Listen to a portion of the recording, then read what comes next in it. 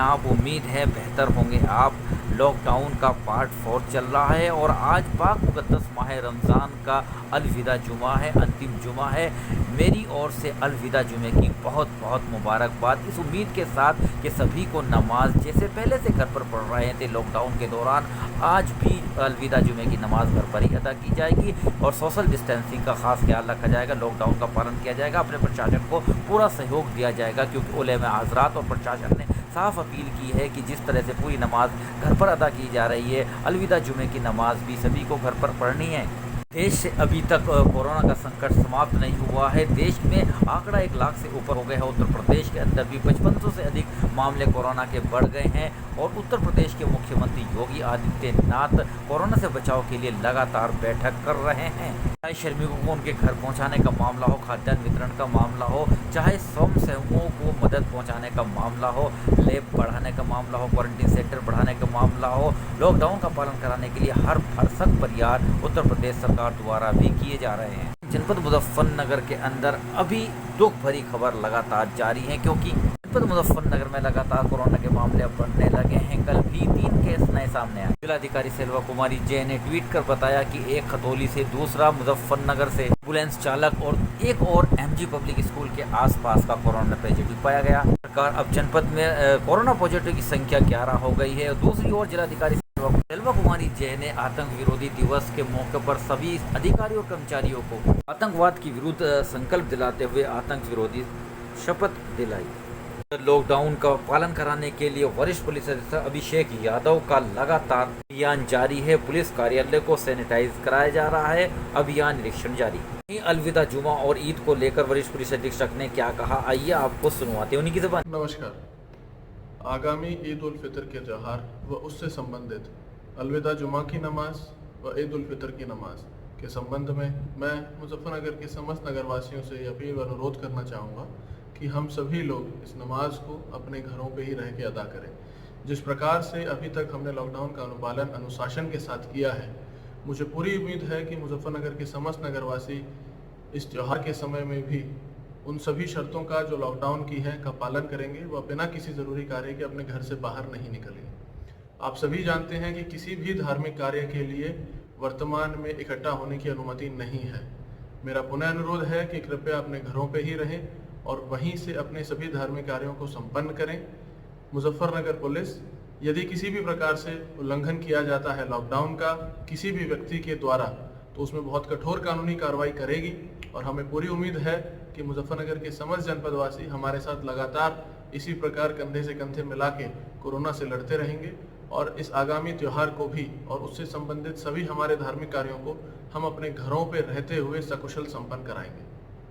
बहुत बहुत धन्यवाद। आपने सुना, ये थे जनपद मुजफ्फरनगर के वरिष्ठ पुलिस अधीक्षक अभिषेक यादव, जिन्होंने अपील की है कि लॉकडाउन का पालन करना होगा और लगन करने वालों के खिलाफ सख्त कार्रवाई की जाएगी और अलविदा जुमे की नमाज घर पर पढ़ने की ही उन्होंने अपील की है। इस क्योंकि सभी को मानना होगा, सोचना होगा कि अभी तक देश से कोरोना का खतरा नहीं हटा है। लगातार मामले बढ़ रहे हैं जनपद मुजफ्फरनगर में भी, जो कि पहले भी रेड जोन था और अब 11 मामले पॉजिटिव पाए गए हैं। सबसे बड़ी चिंता का विषय है कि एक भूतपूर्व एम्बुलेंस चालक हॉस्पिटल का जो कि चालक है, वहाँ पर भी कोरोना पॉजिटिव एक चिंता का विषय बन जाता है। इसके अलावा शहर के एमजी पब्लिक सर्कुलर रोड स्थित एमजी पब्लिक के आसपास भी एक कोरोना पॉजिटिव का मामला संज्ञान में आने के बाद चिंता की स्थिति जनपद मुजफ्फरनगर के लिए भी हो गई है। यद्यपि जनपद मुजफ्फरनगर द्वारा भी कुछ रियायतें, शर्तों के अनुसार दुकानों को रियायतें दी गई और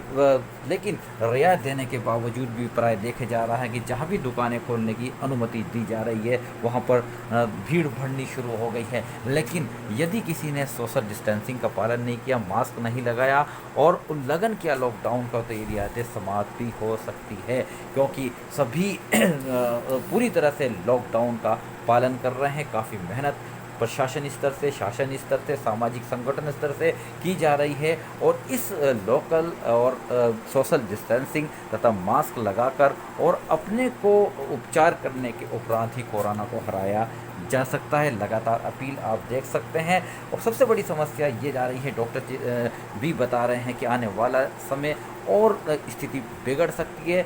श्रमिकों का पलायन गांव की ओर जारी है। यद्यपि श्रमिकों की अपनी बेहद बहुत सी परेशानियां रही है, उनके दयनीय दशा भी रही है। उनकी बात माने तो बहुत सी दिक्कतों का सामना उनको करना पड़ा है, लेकिन तेज़ी से उनका पलायन, गाँवों की तरह उनका पलायन, बढ़ती भीड़ आने वाले वक्त के लिए खतरा बताया जा रहा है स्वास्थ्य विभाग और प्रशासन की ओर से। तो please stay home, local distancing का पालन कीजिए।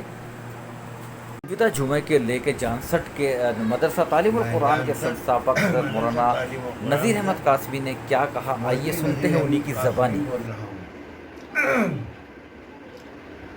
कोरोना वायरस की वजह से 2 महीने से पूरा मुल्क परेशान है। वो अभी तक हमारी परेशानियाँ ख़त्म नहीं हुई, इसलिए लॉकडाउन अभी चल रहा है। हमें इस कानून की पासदारी के लिए अपनी नमाज जुमा और ईद भी पहले की तरह जैसे रमज़ान के जुमे गुजारे हैं, अब बाकी नमाज़ें गुजारी हैं। यानी एक मस्जिद में सिर्फ 5 नमाज़ी से ज़्यादा ना हो, या घर में कहीं जमा हो, या ईदगाह में कहीं जमा हो, तो 5 से ज़्यादा जमा ना हो और 5 ही अपनी नमाज अदा कर ले।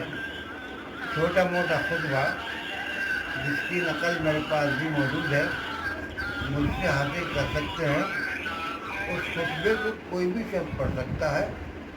हर घर में 5-5 आदमी ईद की नमाज और जुमे की नमाज अदा कर लें। बाहर भीड़ ना करें, ईदगाह में भीड़ ना करें, मस्जिदों में भीड़ ना करें, 5 से ज़्यादा कहीं जमा ना हो, तो इंशाअल्लाह जल्दी ही हम इस बला से निजात पा जाएंगे और इंशाअल्लाह हम फिर खुशहाली के साथ अपने बाज़ारों में, घरों में, महलों में फिर भागी फिरेंगे थोड़ा सा और सब। भी आपने सुना, ये थे जानसठ मदरसा तालिबुल कुरान के संस्थापक हज़रत मौलाना नज़ीर अहमद कासमी। इनके अलावा देवबंद दारुल उलूम द्वारा भी फतवा भी दिया गया है, अपील भी की गई है कि सभी को अलविदा जुमे की नमाज और ईद उल फित्र की नमाज अपने घरों पर ही अदा करनी है, प्रशासन को सेव करना है। चाहे लखनऊ के खालिद रशीद, मौलाना खालिद रशीद फ़रंगी महली हो, या जितने भी उलेमाए कराम हैं देश के, सबकी अपील है कि सभी को लॉकडाउन का पालन करना है, घरों में ही नमाज अदा करनी है। तो प्लीज़ पालन कीजिए, अपने उलेमाओं की बात भी मानिए और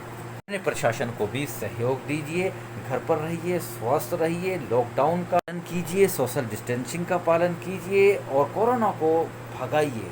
तो अलविदा जुमे और ईद उल फित्र की बहुत बहुत मुबारक। मैं आरिफ इस्माइली, चीफ एडिटर बार और bench. Local distancing, social distancing का ख्याल हर हाल में हर किसी को रखना होगा। बने रहिएगा मेरे साथ, आरिफ इस्माइली, चीफ एडिटर बार और bench, and news today Lucknow.